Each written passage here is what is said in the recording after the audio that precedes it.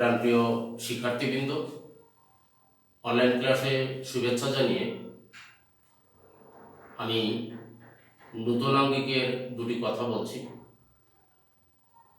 পৃথিবীতে ঈশ্বর যোদ্ধা হিসাবে পাঠিয়ে দেওয়ার পর থেকে যুদ্ধর কার্যক্রম হয়তো এখনো শেষ হয়নি। জন্মগ্রহণের পরে আমি ব্যক্তিগতভাবে বুঝিনি যে আমাকে কী কী ধরনের যুদ্ধ করতে হবে, এবং আজকে দাঁড়িয়ে যে অবস্থানে তোমাদের সঙ্গে কথা বলছি, সামনে আমাকে আরও কি যুদ্ধ করতে হবে, নূতন আরও কি দিক শিখতে হবে, এ সম্পর্কে এখনো পর্যন্ত আমার ধারণা নাই। তো আমার সঙ্গ অনুসারে আমরা সবাই যোদ্ধা, জন্ম থেকে মৃত্যু পর্যন্ত যুদ্ধ করছি, এ যুদ্ধ চলবে। তোমরা সবাই আমার সঙ্গে একমত হবে, পৃথিবীতে শিশু জন্মগ্রহণ করার পর, ভূমিষ্ঠ হওয়ার পরই সে উচ্চস্বরে চিৎকার করে ওঠে। এই চিৎকার করে ওঠার বৈজ্ঞানিক কী কী ব্যাখ্যা আছে আমি সবগুলো সঠিক জানি না, তবে আমি একটা জিনিস মনে করি, মাতৃগর্ভের যে উষ্ণতা বা যে উত্তাপ, তার থেকে বাইরের জগতের উত্তাপ আমার মনে হয় কম, যে জন্যে শিশু তাপমাত্রার সাথে প্রথমত খাপ খাওয়াতে পারে না, তাই সে উচ্চস্বরে চিৎকার করে। অর্থাৎ ওই জন্মগ্রহণকৃত শিশুর পৃথিবীতে টিকে থাকার জন্য যুদ্ধ শুরু হলো। আমার মনে হয় এই যুদ্ধ আমৃত্যু তার চলতে থাকে, আমাদেরও যুদ্ধ চলছে। এই কথাগুলো বলার উদ্দেশ্য হচ্ছে এই, এতদিন পর্যন্ত আমি তোমাদের হোয়াইট বোর্ডে উদ্দীপক লিখে দিয়ে তার সমাধান শুরু করতাম। আমার কাছে হঠাৎ করে একটি নতুন দিক আবিষ্কৃত হয়েছে, যেটা হচ্ছে national curriculum text book board NCTB কর্তৃক প্রণীত যে কোনো একটা বই থেকে আমরা এই অঙ্কগুলো সমাধান করে থাকি। এই বইটার থেকে সাধারণত আমি আগে হোয়াইট বোর্ডে তোমাদের অঙ্কগুলো তুলে দিই, তোমাদেরকে খাতায় লিখে নিতে বলি। আজকে আমার কাছে যে বুদ্ধিটা আবিষ্কার হলো, এই বইটা সরাসরি তোমাদের সামনে উপস্থাপন করা যায়। তোমরা চলমান ভিডিওটি পরবর্তীতে বন্ধ করে অঙ্কটি খাতায় তুলে নিতে পারো, অথবা ভিডিও বন্ধ করেও স্ক্রিনশট দিয়ে নেওয়া যায়। শুরু হোক আমাদের নতুন যুদ্ধের নতুন পদ্ধতি। আমরা প্রথমেই আগে অঙ্কটা দেখে নিই।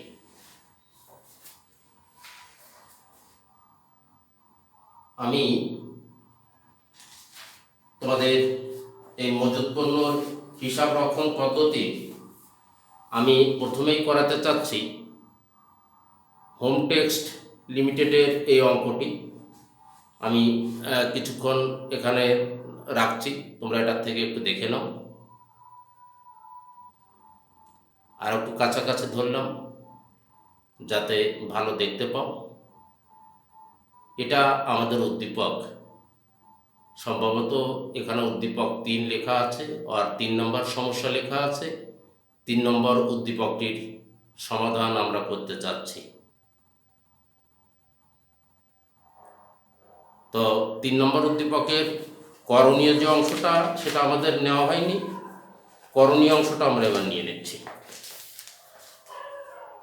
3 নম্বর উদ্দীপকের করণীয় অংশটা আমরা নিতে চাচ্ছি। ওর সাথে সাথে দেখো তোমাদের চলে যাচ্ছে 4 নম্বর উদ্দীপকও। 4 নম্বর উদ্দীপকটাও তোমরা রাখবা, কারণ এটা আমরা 4 নম্বর উদ্দীপকটার সমাধান আগামী দিন করার চেষ্টা করব। তোমরা একই সাথে নিয়ে নাও 3 এবং 4 নম্বর উদ্দীপক, এটা আমরা সামনের দিন করার চেষ্টা করব।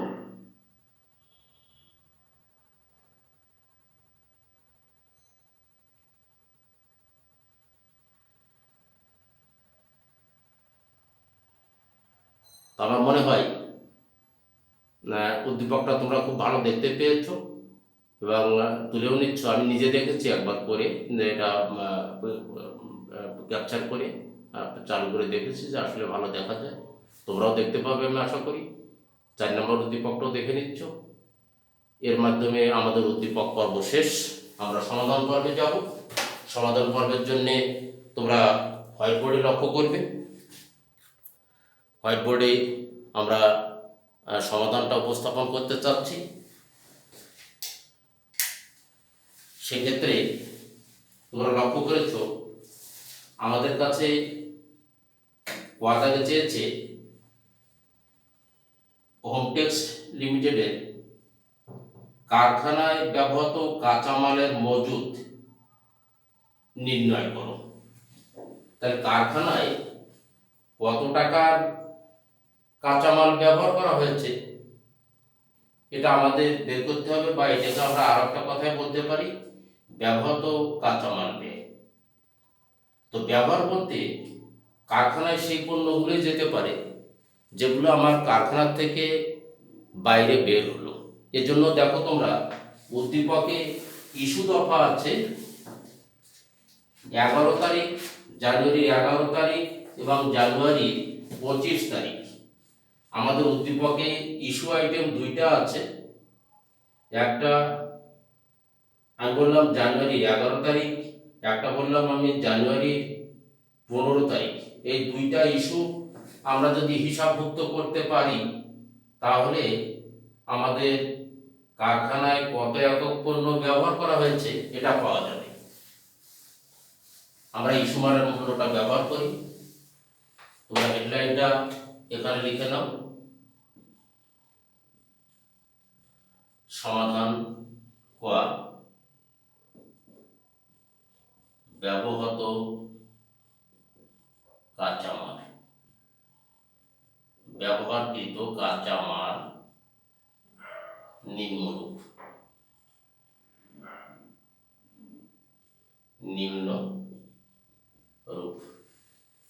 এখানে সবটা তৈরি করো, হিসাব নিকাশ টাকা, হিসাব নিকাশ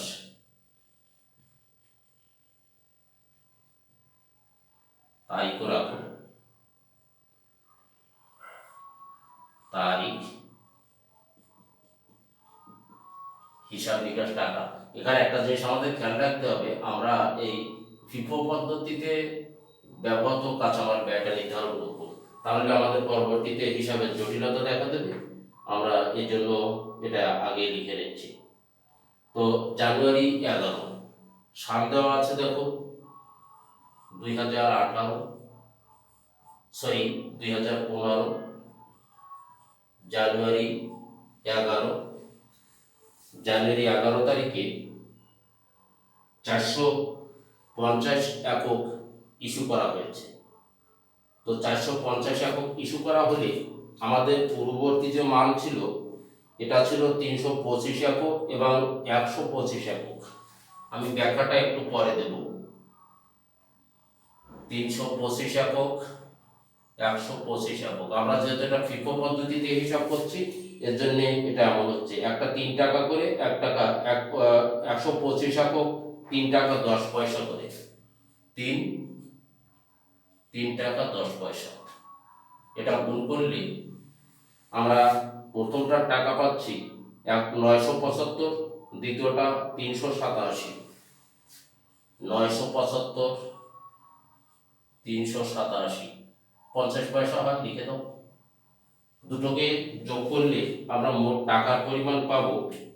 দুটোকে যোগ করার পরে টাকার পরিমাণ আসছে 1362 টাকা 8 আনা, 1362.50 টাকা।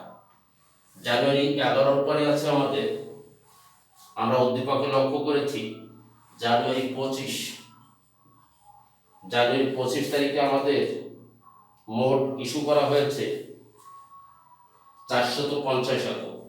11 তারিখেও 450 একক ছিল, আবার 25 তারিখেও 450 একক। তাহলে 75 একক আর 375 একক, 75, 375।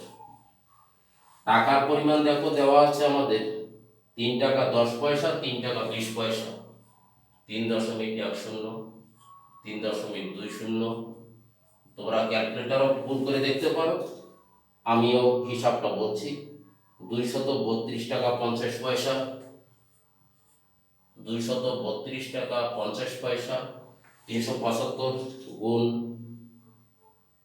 3 টাকা 20 পয়সা করলে 1200 টাকা, 1200 টাকা। মোট টাকার পরিমাণ তাহলে হলো 5 0 2 3 4 1। এই দুইটাকে আমরা এখন যোগ করে দিই। যোগ করলে আমাদের মোট টাকার পরিমাণ হবে 2795 টাকা। 2795।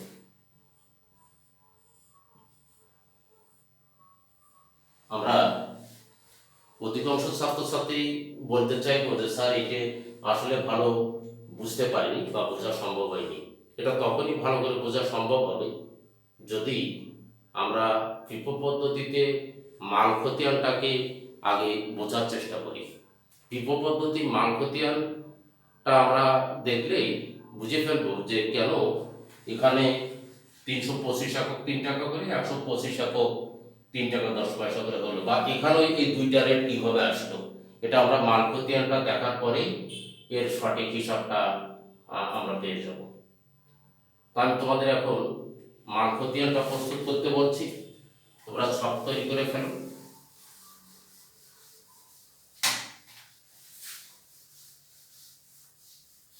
তোমরা সব থেকে উপরে লেখো হোম ট্যাক্স, হোম ট্যাক্স এর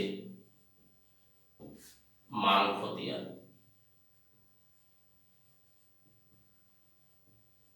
ব্র্যাকেটে লেখো ফিফো। আমরা ছক পূর্বের থেকে জানি, আমাদের ছকটা হয় তারিখ, ক্রয়, বিক্রয়, জের। তাহলে আমরা এখানে লিখলাম তারিখ, ক্রয় তথ্য, বিক্রয় তথ্য, জের তথ্য। আমরা প্রথমে দেখি 1 তারিখে আমাদের প্রারম্ভিক মজুদ ছিল। আমি যদি এই ছকটাকে ডেভেলপ করি তাহলে ভালো হয়, তোমাদের বুঝতে সুবিধা হবে। দেখো এই ছকটাকে আমি একটা বিবরণের ছক রাখতে চাচ্ছি, তাহলে কি হয়, ঘটনাটা কি ঘটলো তারিখের সাথে এটা বুঝতে সুবিধা হয়। আমি আরেকটা ঘর বৃদ্ধি করছি, তাহলে এখানে আসছে তোমার বিবরণের একটা ঘর আমি রাখি, কারণ বর্ণনাটা দিলে ভালো হয়। বিবরণ, ক্রয় তথ্য, বিক্রয় তথ্য, জের তথ্য। ক্রয় তথ্য, বিক্রয় তথ্য, জের তথ্য সব তৈরি হয়ে গেল। 2018 জানুয়ারি 1 প্রারম্ভিক।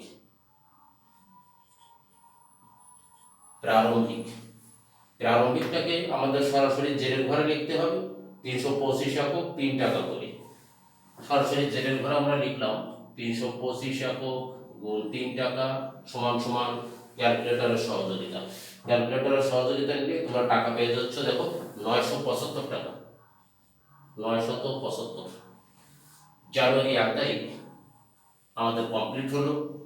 এর পরবর্তী লেনদেন আমরা লক্ষ্য করেছি জানুয়ারি 6 তারিখে আছে। জানুয়ারি 6 বিবরণ ঘরে লিখছি ক্রয়। 6 তারিখে ক্রয় করা হয়েছে 200 একক 3 টাকা 10 পয়সা করে। 200 একক গুণ 3.10 সমান সমান টাকার পরিমাণ হলো 620। এই 200 এককের যে মূল্য 620 টাকা, এটাও আমাদের যে তথ্য বা গুদামে রক্ষণাবেক্ষণ করতে হবে। এখানে আমি একটু অবলিক দিয়ে লিখে দিচ্ছি গুদাম, বোঝার সুবিধা। বিক্রয় তথ্য এখানে আমি সহজ করে দেওয়ার জন্য লিখছি ইস্যু। আর এটা ক্রয় আগমনে একই কথা। ইস্যু মানে বিক্রয় অথবা প্রদান, যে তথ্য গুদাম। তাহলে গুদামে আমাদের এখন রক্ষণাবেক্ষণ হবে 325 গুণ 3, 200 গুণ 3.10 সমান সমান 975 সমান সমান 620। আমাদের 2টা তারিখ হয়ে গেল। আমরা প্রথম তারিখে যে পণ্যটা জেরের ঘরে লিখেছিলাম 6 তারিখে এসে ক্রয় করলাম, এটাও গুদামে আর জের হিসাবে আমরা রাখলাম 325 একক 3 টাকা করে, 200 একক 3 টাকা 10 পয়সা করে। পরবর্তী লেনদেন লক্ষ্য করো। পরবর্তী লেনদেনটা আমাদের আছে জানুয়ারি 11 তারিখ, জানুয়ারি 11। এইখানে আছে আমাদের ইস্যু। দেখো আমরা ইস্যু বলতে বুঝেছিলাম কত একক পণ্য কারখানায় ব্যবহার করা হয়েছে, অর্থাৎ আমরা কোয়াদাগের সমস্যার সমাধান যখন করেছিলাম তখন আমাদের কাছে কিছু অস্পষ্ট বিষয় ছিল যে একক এবং এককের মূল্য কিভাবে নির্ধারণ করা হলো। এখন আমরা বুঝে ফেলব। দেখো আমাদের 450 একক পণ্য ইস্যু অথবা বিক্রয় করতে হবে, তাহলে এই প্রথমের পণ্য আগে দিতে হবে। তো এটা ছিল তোমার প্রথমের পণ্য। প্রথমের পণ্য থাকলে আমরা 325 একক দিলাম 3 টাকা করে, সমান সমান এখানে 975 টাকা হলো। That's okay. আমাদের ঘাটতি আছে 450 একক হওয়ার জন্য কত একক? তোমরা ক্যালকুলেটরের সহযোগিতা নিতে পারো। 325 একক দেওয়ার পরে 450 একক হওয়ার জন্য 125 একক বাকি থাকে, যেটা যাবে 3.10 টাকা দরে।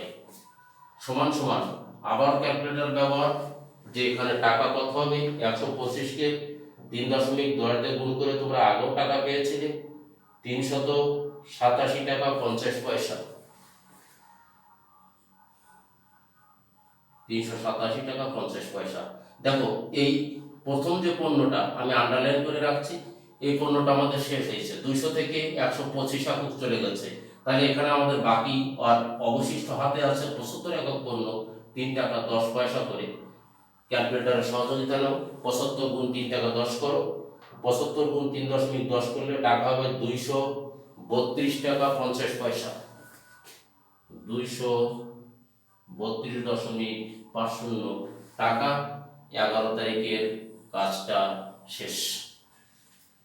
এই 11 তারিখের পরে আমরা চলে যাব। পরবর্তী লেনদেনটা ছিল আমাদের 17 তারিখে ক্রয়। লিখলাম 17, লিখলাম ক্রয়। কত একক ক্রয় করা হয়েছে তোমরা দেখো।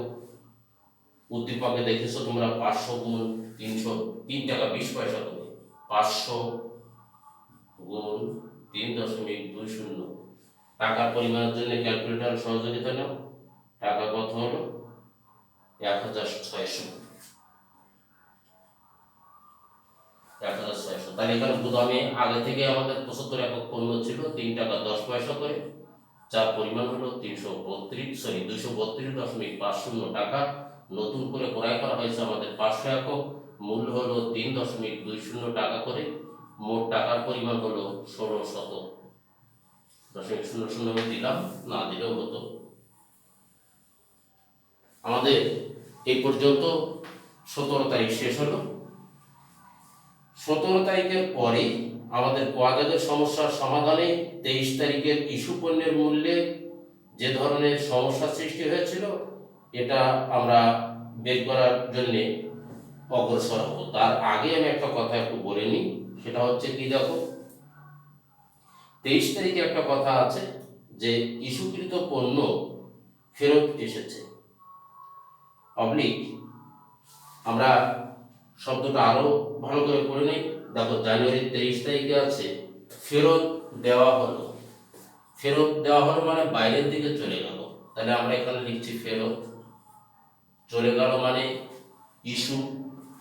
আমি এখানে আরো লিখে দিচ্ছি প্রদান অবলিক চলে যাওয়া। সবগুলোকে আমরা বিক্রয় তথ্যের সঙ্গে তুলনা করব। আমরা এখানে ফেরত দিয়ে দিয়েছি কত একক পণ্য? 25 একক পণ্য। এখন প্রশ্ন হতে পারে যে স্যার এই 25 একক পণ্যের মূল্য আমরা কিভাবে ধরব? আমরা এটাই ধরে নেব যে আমরা ক্রয় করেছিলাম 500 একক 3 টাকা 20 পয়সা করে। 500 একক ক্রয় করেছিলাম 3 টাকা 20 পয়সা করে। এই পণ্যটাই আমরা ফেরত দিলাম। তো এই পণ্যটা যদি আমরা ফেরত দিই তাহলে এখানে আমাদের হয় 3.20। একটা প্রশ্ন আসতে পারে যে স্যার 3 টাকা 10 পয়সার পণ্য না কেন? এতে না হওয়ার কারণ আমরা দেখো 17 তারিখে ক্রয় করেছিলাম, 23 তারিখে ফেরত দিচ্ছি। তাহলে 17 তারিখে ক্রয়ের পণ্য 23 তারিখে ফেরত দিলে এই পণ্যটাই হওয়া উচিত। এই জন্যে আমরা 25 একক 3 টাকা 20 পয়সা করে লিখলাম। সেখানে আমাদের টাকার পরিমাণ হবে 80। আমরা গুদাম হিসাবটা করে আসি। 75 গুণ 3 টাকা 10 সমান সমান 232 টাকা 50 পয়সা। এখান থেকে 25 একক ফেরত দেওয়া হয়েছে, আমাদের তাহলে থাকবে 475 একক গুণ 3 টাকা 20 পয়সা। টাকার পরিমাণ হয়ে যাবে 475 3 টাকা 20 পয়সা করলে টাকার পরিমাণ হবে 1520 টাকা। 1520। আমাদের আর সম্ভবত একটি তারিখ আছে, এটাও আমাদের সমস্যা সমাধান করাতে বেশ খানিকটা অনিশ্চয়তা সৃষ্টি করেছিল যে কিভাবে এখানে মূল্যটা ধরা হচ্ছে। আমি এখানে আবার লিখলাম ইস্যু লিখে বিক্রয়ের ঘরে আমরা প্রথমে লিখলাম 75, তারপর 375। দেখো আমাদের 75 একক ছিল, সরি এটা বিক্রয়ের ঘরে বসাতে হবে।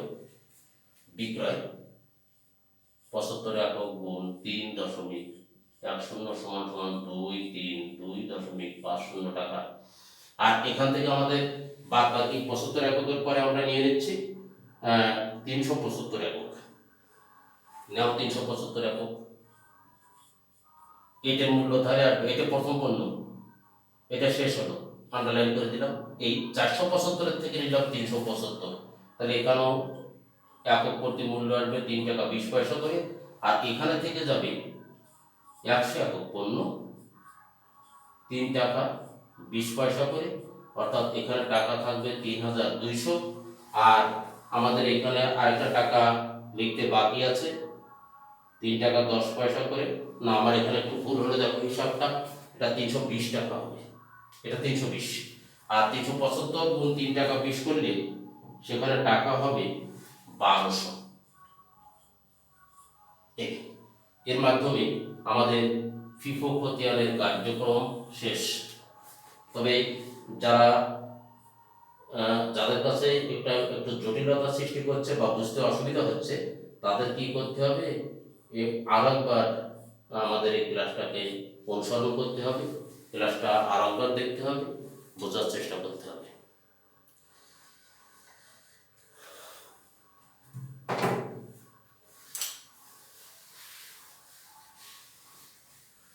আমার মনে হয় তোমরা সমাধানটা সবাই এর ভিতর তুলে নিচ্ছ।